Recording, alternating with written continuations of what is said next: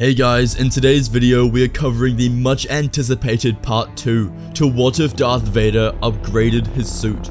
I have re-edited part 1 for you all with better quality, but if you have already seen part 1 and want to hop straight into part 2, there will be a timestamp on screen now.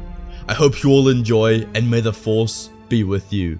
When Anakin lost to Obi-Wan on Mustafar, Palpatine placed him in Darth Vader's iconic metal suit.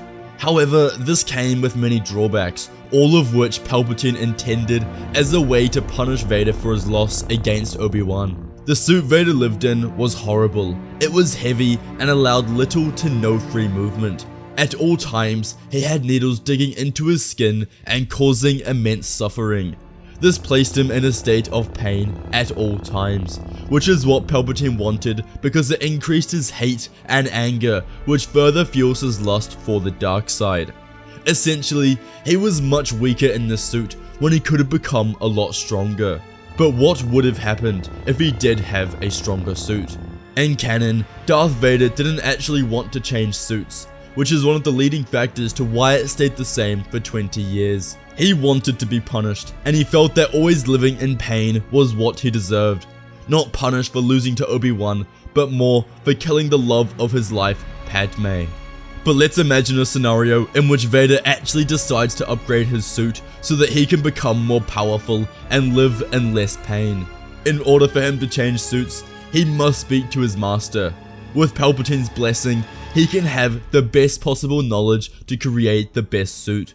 Vader enters Palpatine's office and explains what he wants to do. For 12 years he has lived as Darth Vader and experienced pain on a level no other man has ever felt. It was time for change. The Emperor frowns. He doesn't want this at all. In his mind, Vader is meant to live in pain for the rest of his life and stay weak. Vader even asking him this worries Palpatine. Numerous times Vader attempted to overthrow Palpatine, but he was never strong enough. Sidious created Vader's suit to be specifically weak to him because he never wanted to be overthrown by Vader. This changed over time because in Revenge of the Sith, he tells Yoda that he wants Anakin to take his place, but after his loss to Kenobi, he completely changes his mind. Palpatine commands Vader to never think of this again. He tells him that if he ever changes his suit, he would kill him slowly and painfully. Palpatine raises his fingertips and points them directly at Vader before sparking lightning over his robotic body, causing endless pain. Vader drops to the floor and feels every emotion possible. Lightning quickly became the form of torture for Vader since he was placed in the suit. Palpatine stops and orders Vader to leave him. This whole confrontation only left Vader more enraged. He knew he could change suits. It would make him stronger and not be in constant physical pain. He needed this. It wouldn't be the first time that Vader went behind Palpatine's back to do something. Vader left Coruscant in his starship and hit hyperspace, arriving towards the unknown regions. He needed to be as far away from Palpatine that he could be. Arriving on the Sith world Exegol, he lands his ship and heads inside an ancient temple, full of a Sith cult named the Sith Eternal. They were quick to offer their services to help Vader. Vader was strapped to a table as they operated on him. They removed his armor, leaving him a limbless man once again. Then before he knew it, they knocked him out so that he would be asleep. If he could feel what they were about to do, he would not stop screaming from the pain. When Vader regained consciousness, the new and improved changes had been made. A Sith Eternal member approached him to explain the changes they had made. Vader looked down at his suit when he explains the changes. Notable upgrades that stood out to him were that his suit was completely resistant to Force lightning, which meant Palpatine could never torture him again.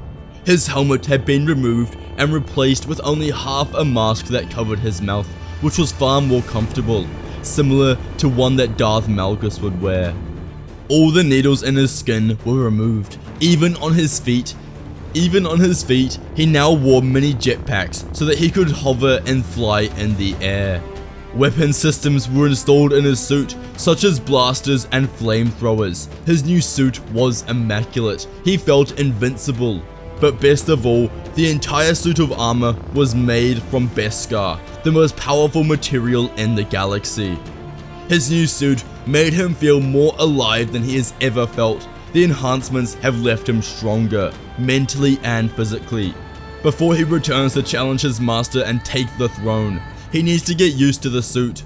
When he informs the Sith Eternal that he needs to practice in his new suit, dozens of them offer their lives in order for him to practice. For days on end, he trains and kills hundreds. He experienced how his lightsaber felt with the new suit and how greater the Force worked. Lord Vader had never been more powerful. His raw strength was like nothing he had ever seen before. He knew it was time. The minute he saw his master again, Palpatine would try and kill him. But this time, Vader would not let him. As he travels back to the Outer Rim, he goes to Coruscant in search of his master. He enters his office to find Palpatine sitting in his chair. He was shocked, but after the shock had faded, he was left with complete and total anger. He rose from his seat, igniting his crimson blade before he even spoke a word. Then he confirmed what Vader already knew. Because he had upgraded his suit and disobeyed his direct orders, he would die. But Vader spoke with sincerity. All his life he was a tool in Palpatine's game, but not anymore. Today, Palpatine would face his wrath and die. Now Vader followed Palpatine's footsteps and ignited his lightsaber. Raising it above his head, he charged at the Emperor. Vader had waited for this moment for over 10 years. He had never had the power or ability to defeat his master, but now things were different. As they swung at each other, their blades met. Their strength was equal. Vader was shocked at how proficient Palpatine was with his blade, but quickly remembered that he knew all 7 forms of lightsaber combat, whereas Vader specialized in one. But as Palpatine swung at Vader, he could use all parts of his body to block. Beskar was resistant to a lightsaber, which meant Palpatine had to be crafty in how he would ultimately defeat Vader. Vader continued to block his master's strikes, using his arms, legs, and even torso at times. He was extremely powerful, and Palpatine was amazed by this. Where Sidious gained an advantage with his apprentice was his speed.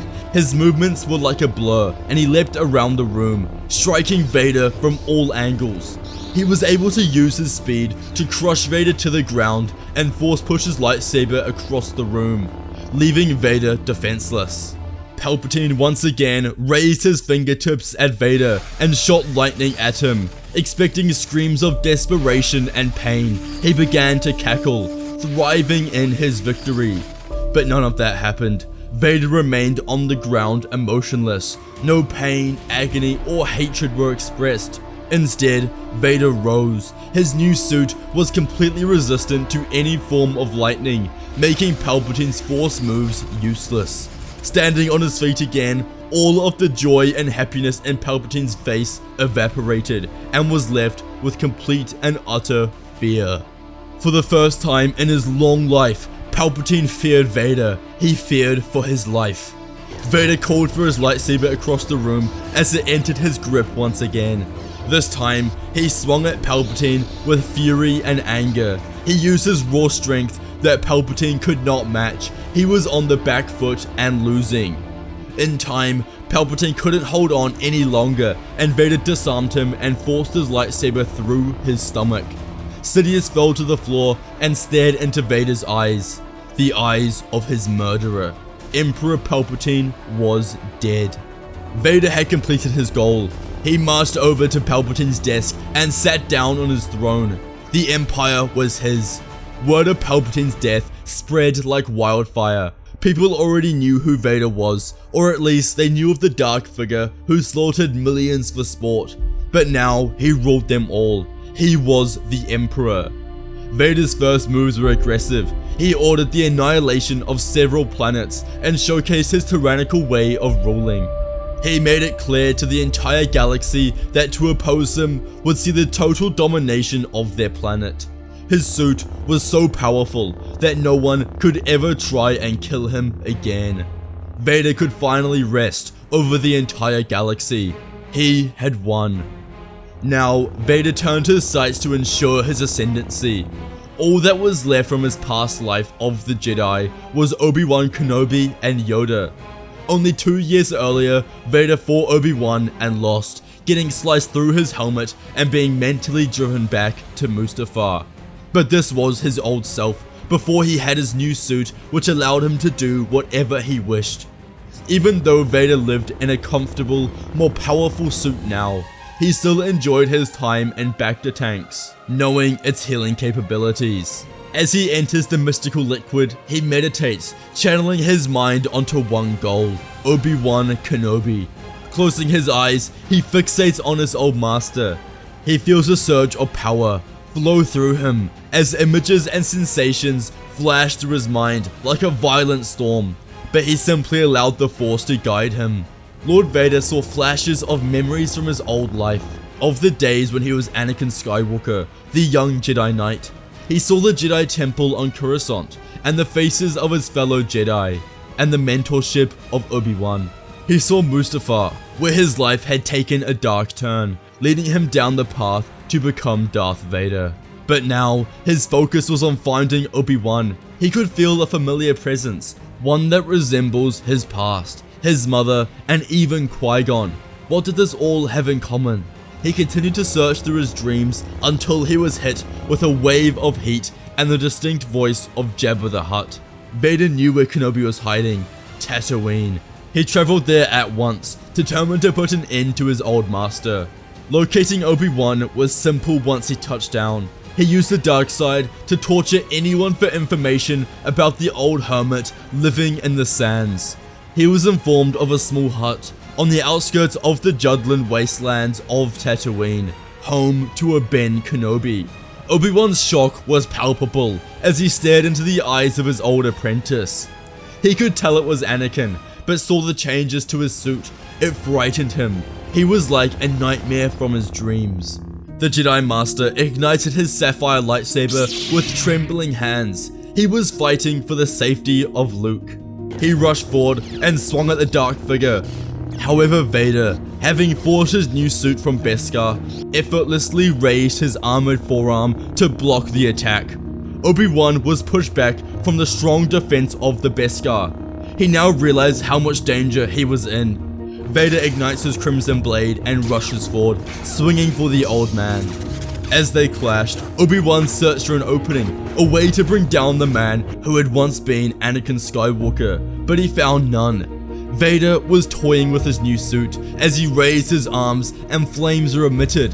This was too easy. Finally, they lock blades one final time as Vader tells him he will die. Turning his blade off, Vader raises his arms and from the mechanical ends of his fingertips, mechanically created lightning shot out and hit Obi-Wan flush in the chest. He fell to the floor, dead. Finally, Vader's lifelong dream was over. He had murdered his old master. Though his craving for blood was not yet satisfied and he needed more. The big one, the one his dark side master could never finish. Grand Master Yoda of the Jedi Order. If Vader was going to be honest with himself, he didn't know if he was still alive. It had been over a decade and not a single sighting of the little green monster had been seen. He was chasing a ghost, but he needed a challenge. He searched endlessly for weeks on end, sending his men and probes deep into the galaxy. He would find him. As he pillaged worlds, he made sure to interrogate their leaders to see if they had heard anything, but still nothing. He was running out of ideas, yet one still lingered. One strong human connection to the Jedi, Senator Bail Organa. The Sith Lord travels to Alderaan, a calm and peaceful world that he hadn't traveled to for some time. At this point in the story, the entire galaxy knew that Vader was the Emperor and that everyone had to listen to his words. He explains that Senator Organa is to come with him and he is handed over. In the cold confines of an Imperial detention center, Darth Vader subjected Bail Organa to a brutal interrogation, demanding to know the whereabouts of the elusive Jedi Grand Master. As the Sith Lord unleashed his dark side powers, applying immense pain and suffering, Bail's will remained unbroken. He would not betray the Jedi. Rather than divulge the secret, the Senator would rather die. Vader sensed Bail's unwavering resolve, resorting to a more invasive approach. With a wave of his gloved hand, he delved into Bail's mind, similar to the tricks that Kylo Ren used in the sequel trilogy. It was then that Vader discovered the location of Yoda on the remote world of Dagobah, information that Bail was one of only few to know. However, as he begins to leave Bail's mind, he senses one last thing. Pressing forward with more power, a haunting vision overcame him. He was flooded with memories of Padme Amidala, his dead wife, giving birth to their twins, Luke and Leia. He saw them growing up and living a life without him. He believed them to be dead, but now he had discovered their existence. Rage and anger boiled within Vader's core. He wondered how they survived, and how he never knew. Hatred consumed the Sith Lord as he learned all the information he needed. Now it was time to act. Vader left Bail's mind, and as he left the detention center, he snapped the Senator's neck, killing him. First, he would kill the Jedi, then retrieve his children. Vader took but a single TIE fighter. Only he had to journey to Dagobah. This was his final test to see if he was worthy of becoming the greatest ruler in history. As he landed his TIE fighter amongst the large swamps of Dagobah, he exited his ship and marched over to Yoda's hut. He could sense the presence, knowing Yoda's immense power in the Force. But if he could sense Yoda, then surely Yoda could sense him. The small green Grandmaster steps out of his hut, making eye contact with Vader. Taunting the Sith, Yoda calls Vader by his maiden name, Anakin Skywalker, wondering how he could stray so far from his old ways. Vader replied, mentioning how he has come to kill him once and for all, completing his quest of ending the Jedi Order. Vader picks up a tree with the Force and throws it at Yoda, causing him to leap into the air and ignite his saber, slicing the object in two. Now what we have to remember is that Yoda is much older and hasn't been training in the ways of the Force. Whereas that is all that Vader has been doing for over a decade now. There is a clear disparity between these two. Vader utilized all of his power onto Yoda. He harnessed all that his suit could give him in order to kill the green monster. He used telekinesis to fling massive tree trunks and debris at Yoda, who was forced to leap to the side of them. Bursts of lightning and flames were simultaneously released from his metal hands as they shot at Yoda. And finally, finishing this combo with one of the most devastating Force chokes that tightened around Yoda's fragile neck. He had got him, caught him for good in a web of the Force. Vader squeezes Yoda's neck as its snap reverberates across Dagobah. Yoda is dead.